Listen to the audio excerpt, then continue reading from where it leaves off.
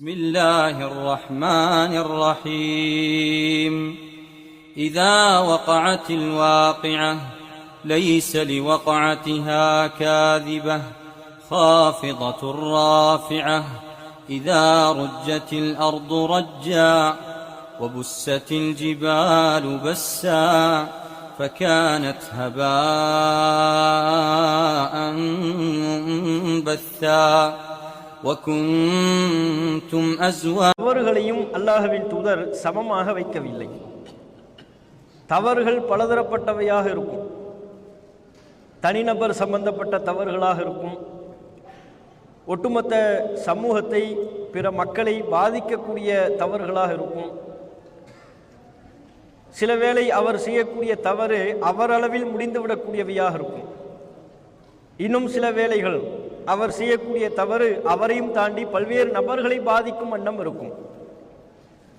இப்படி பல்வேறு விதமான பின்புலத்தோடு தான் மனிதர்களின் தவறுகளை நபிகள் நாயகம் ஸல்லல்லாஹு அலைஹி வஸல்லம் அவர்கள் தொடர்புடைய பல்வேறு செய்திகளை ஒரு நபித்தோழர் கடிதமாக எழுதி இணை வைப்பாளர்களுக்கு அனுப்பி வைக்கின்றார்.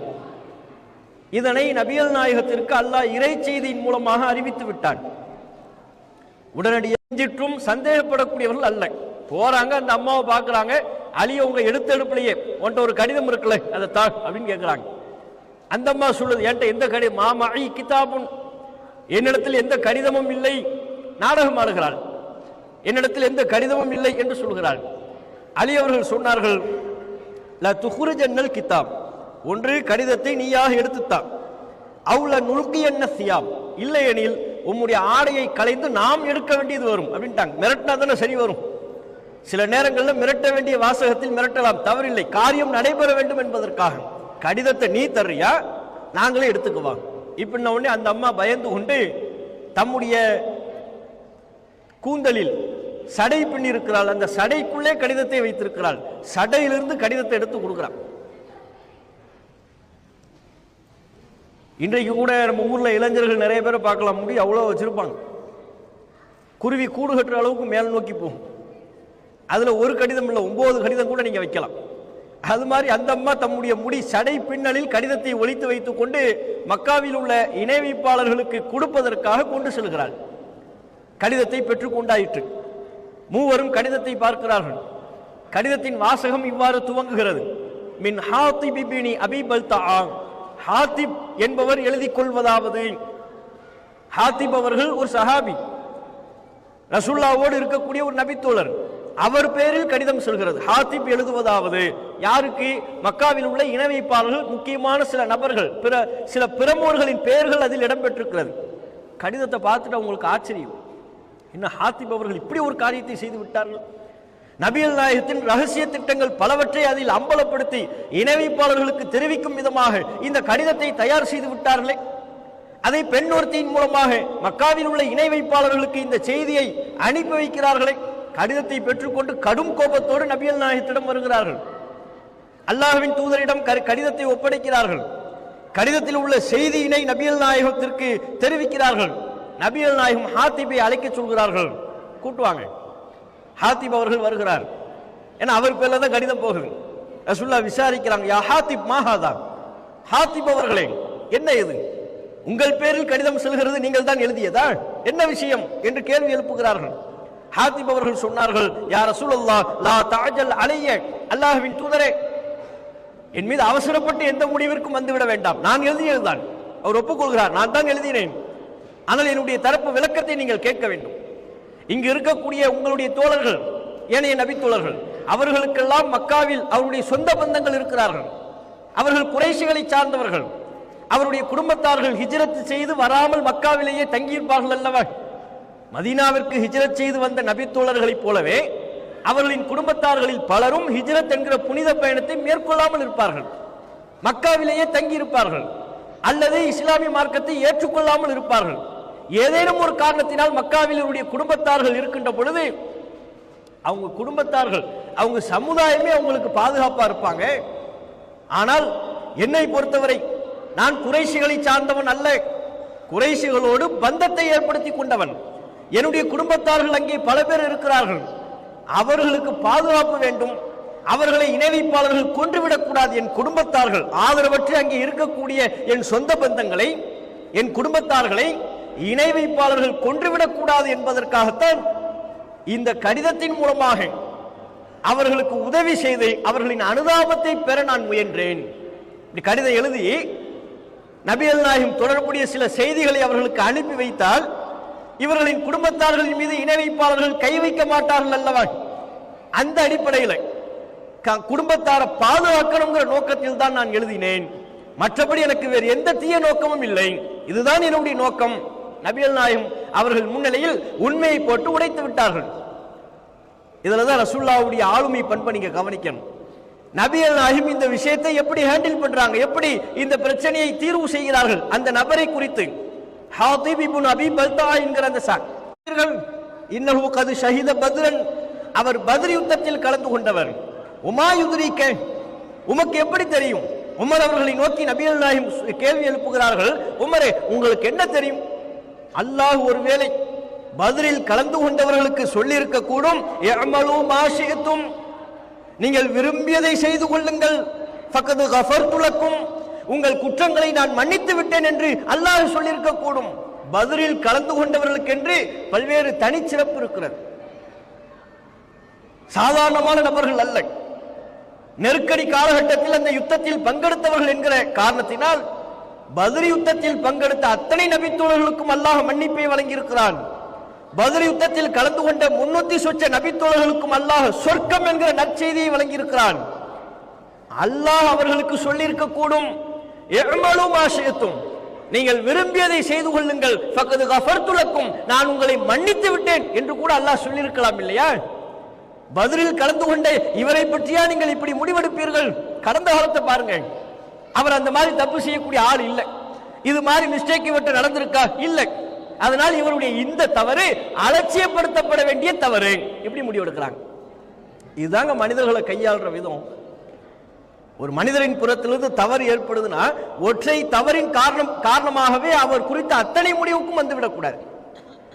ஏதாவது ஒரு நேரத்தில் பேச்சுவாக்கில், உரையாடலில் உங்களுடைய நண்பரும் குடும்ப உறுப்பினர்களும் சொந்த பந்தங்களும், நம்முடைய மாமாவும் நம்முடைய சின்னம்மாவோ பெரியம்மாவோ யாரோ ஒருவர் நம்மிடத்தில் நாம் விரும்பாத சில வார்த்தைகளை பேசியிருக்கலாம், ஒருமையில பேசியிருக்கலாம், நம்முடைய மனது புண்படும்படி பேசியிருக்கலாம், திட்டிருக்கலாம். அந்த ஒற்றை வார்த்தையை வைத்து அவரை முடிவு செய்யக்கூடாது.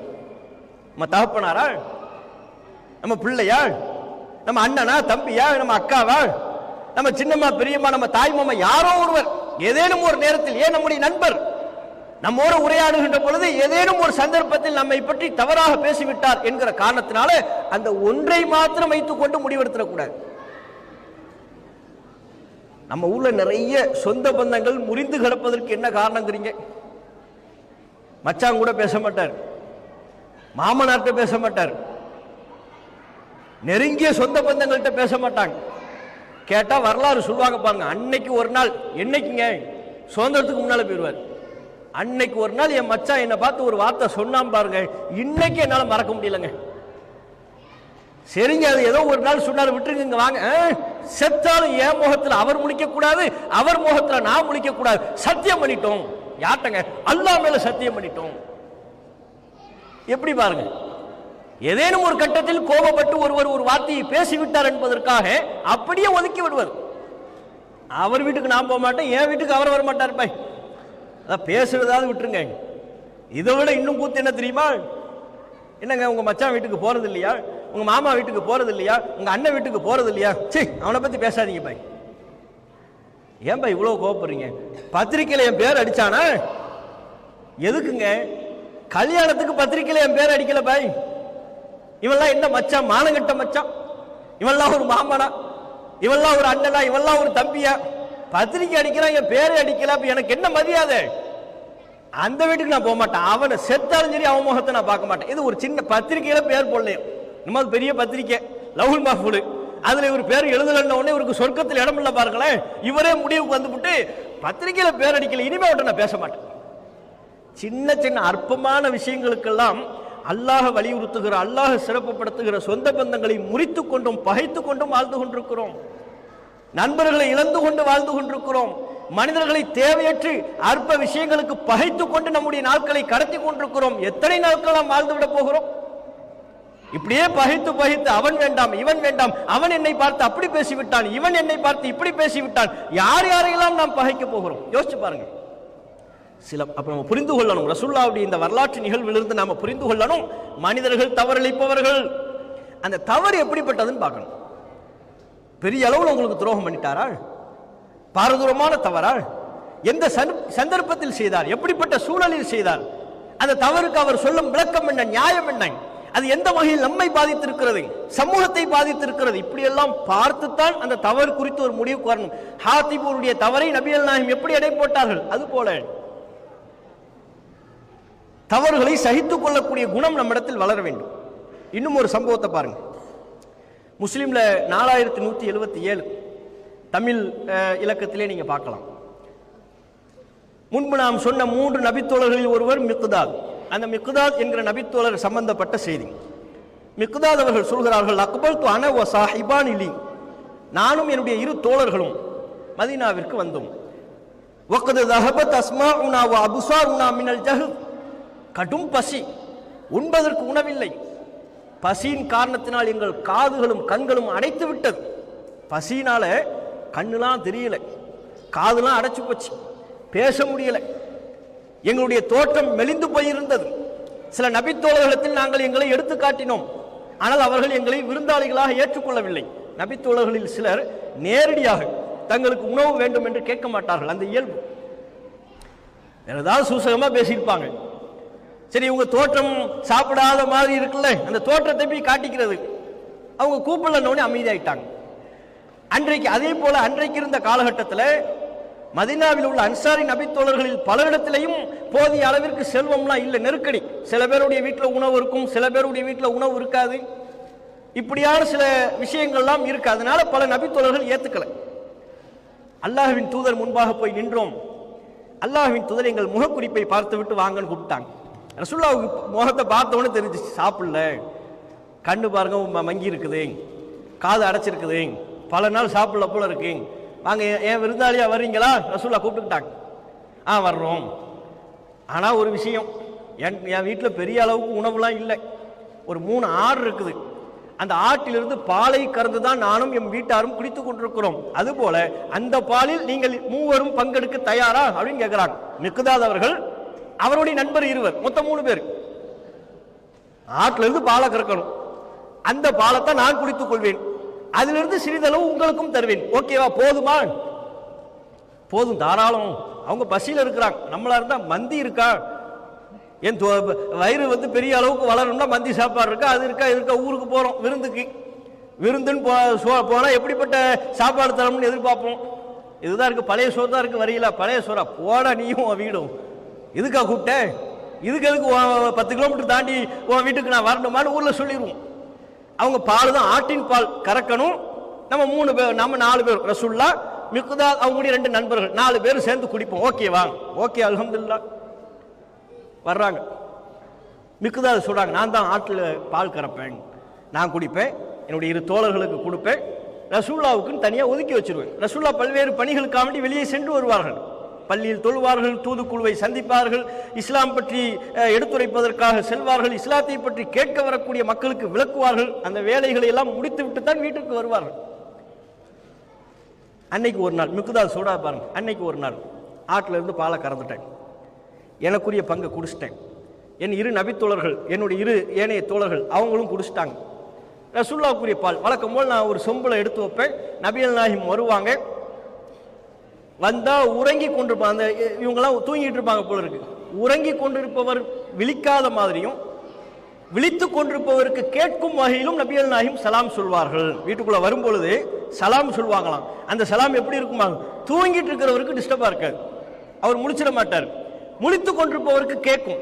இடைப்பட்ட நடுத்தரமான சப்தத்தில் நபிகள் நாயகம் சலாம் சொல்வார்கள்.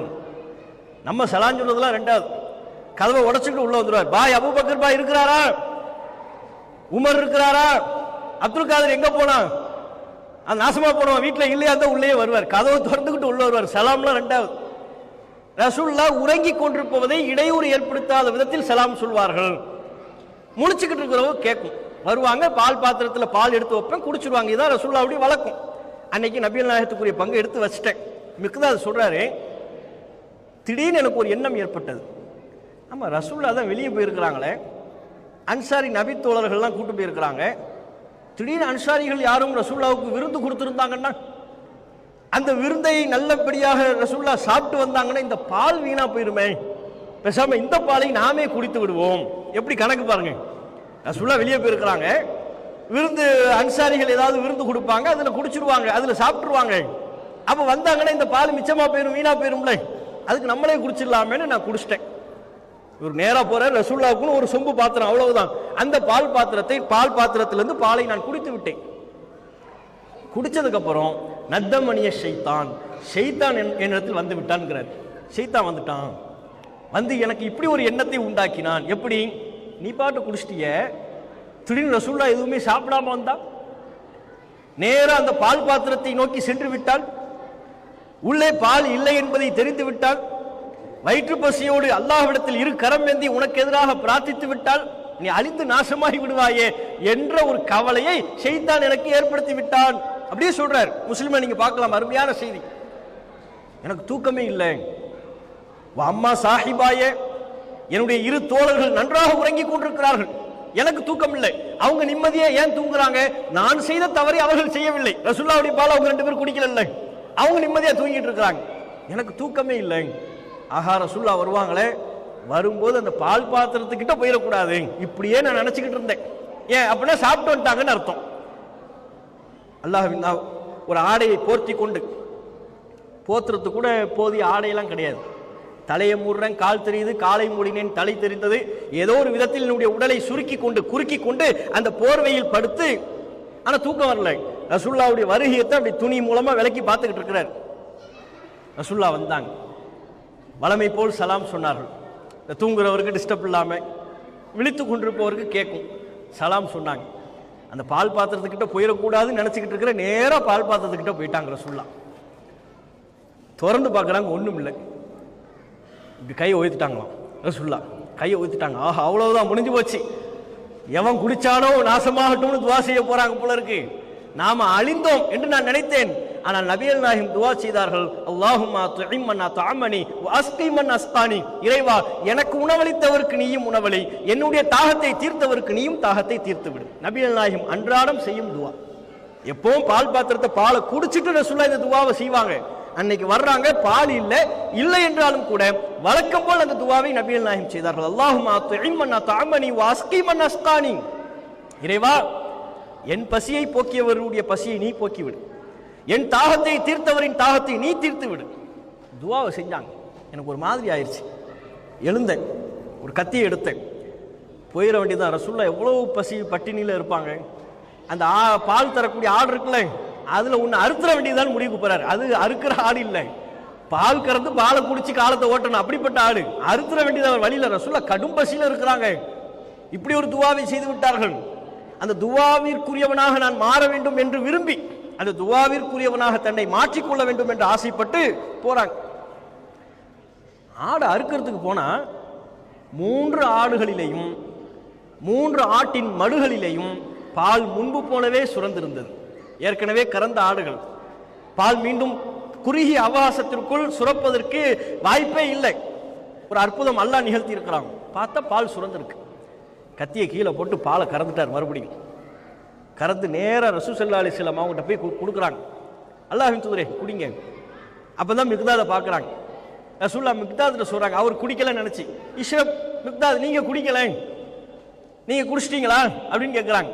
இப்போ குடிச்சிட்டியான்னு கேட்கும்போது ஆமா குடிச்சிட்டேன்னு சொன்னா ரசூலுல்லாஹ்வுடைய பாலையும் சேர்த்து குடிச்சதை சொல்லணும், இல்லைன்னா பொய்யா போயிடும், குடிக்கலன்னு சொல்ல முடியாது. மிக்தாத் அவர்கள் இரண்டுக்கும் வெளிப்படையாக நேரடியாக பதில் சொல்லாம, இஷ்ரப் யா ரசூலுல்லாஹ், அல்லாஹ்வின் தூதரே நீங்க குடிங்க அப்படிங்கிறாரு. நீங்க குடிங்க, இல்லப்பா நீங்க குடிங்க அல்லாஹ்வின் தூதரே. ரசூலுல்லாஹ் நல்லா குடிக்கிறாங்க.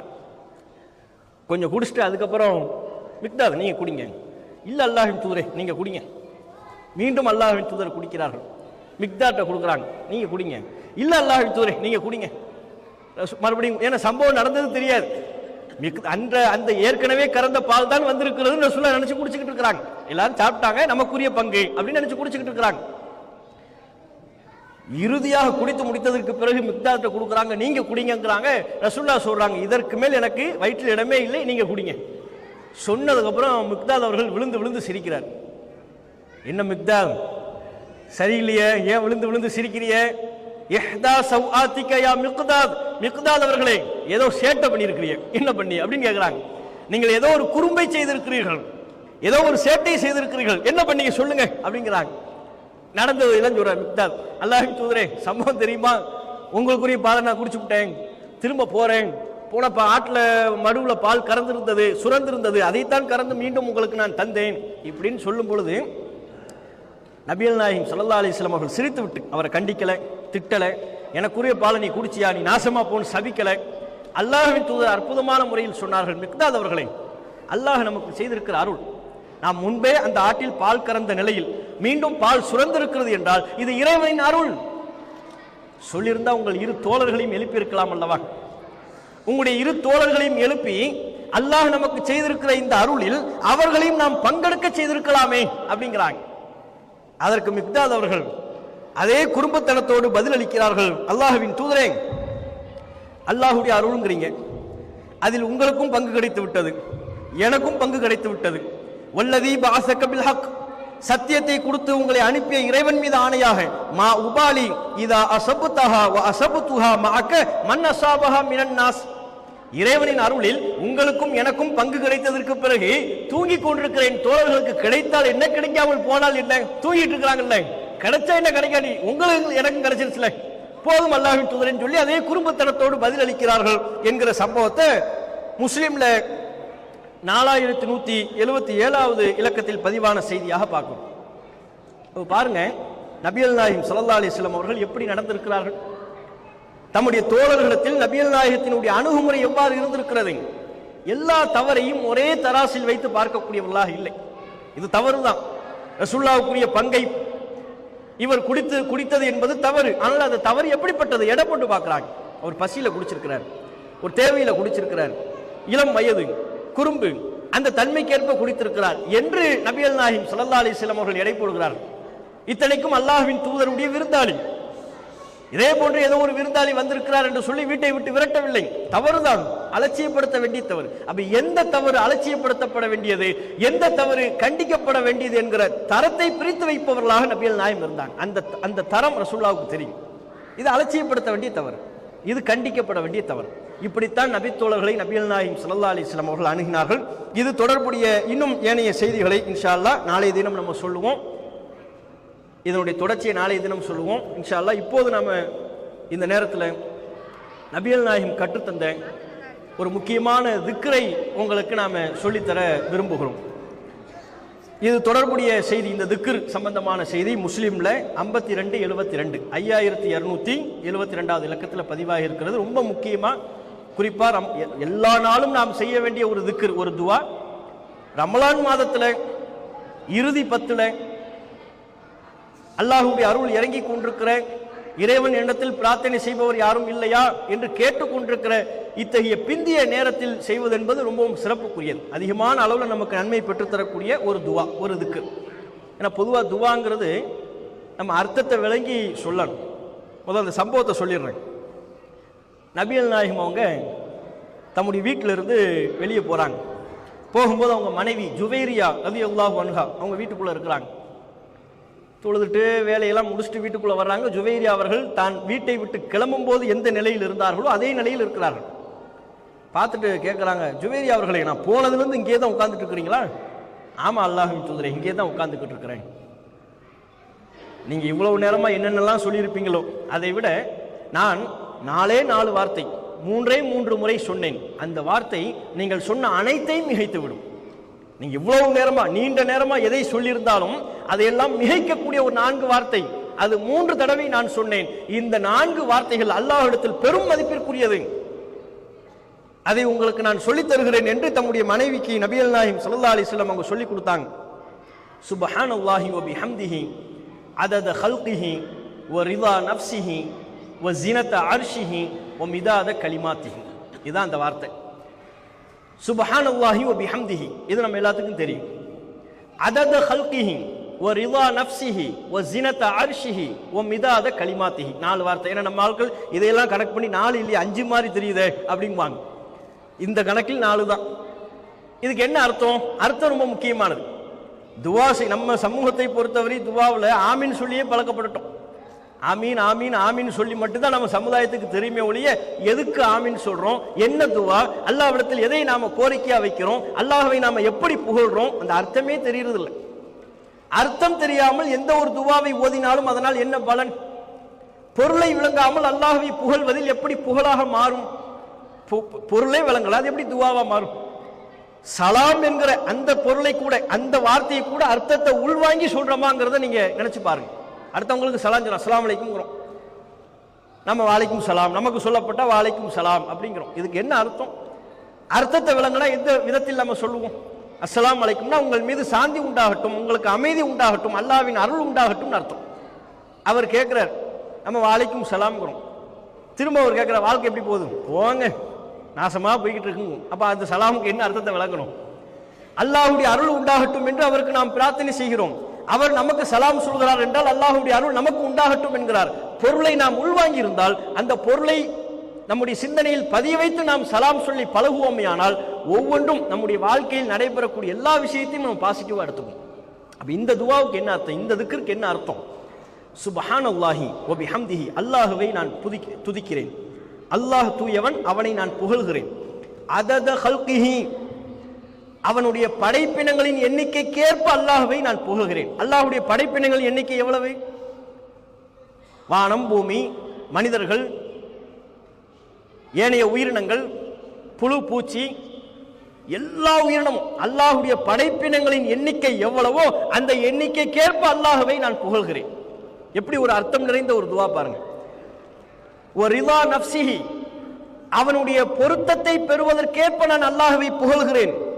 வ ஸினத அர்ஷிஹி, அல்லாஹ்வுடைய அர்ஷ் எவ்வளவு எடையோ எவ்வளவு பிரம்மாண்டமோ அதற்கு தக்க நான் அல்லாஹ்வை புகழ்கிறேன். வ மிதாத கலிமாத்திஹி, அல்லாஹ்வுடைய கட்டளைகள் எவ்வளவு நிரம்ப இருக்கின்றது. ஒவ்வொரு நாளும் அல்லாஹ்விடமிருந்து கட்டளைகள் வந்து கொண்டே இருக்கிறது, வானவர்களுக்கு வந்து கொண்டே இருக்கிறது. அல்லாஹ்வுடைய கட்டளைகள் எவ்வளவு நிரம்ப இருக்கிறதோ அதற்கேற்ப அல்லாஹ்வை நான் புகழ்கிறேன். இந்த 4 வார்த்தையை 3 முறை சொன்னாலே போதும், மீசான்ல மிகப்பெரிய அளவில் கனமுள்ளதாக இருக்கும், எல்லாவற்றையும் மிகைக்கக்கூடியதாக இருக்கும் என்று நபிகள் நாயகம் ஸல்லல்லாஹு அலைஹி வஸல்லம் அவர்கள் நமக்கு சொல்லித்தராங்க. இதை நாம ஓய்வு நேரங்கள்ல எல்லாம் அதிகமாக சொல்லணும். ஒரு முறை நம்ம சொல்லித்தரோம், சொல்லுங்க.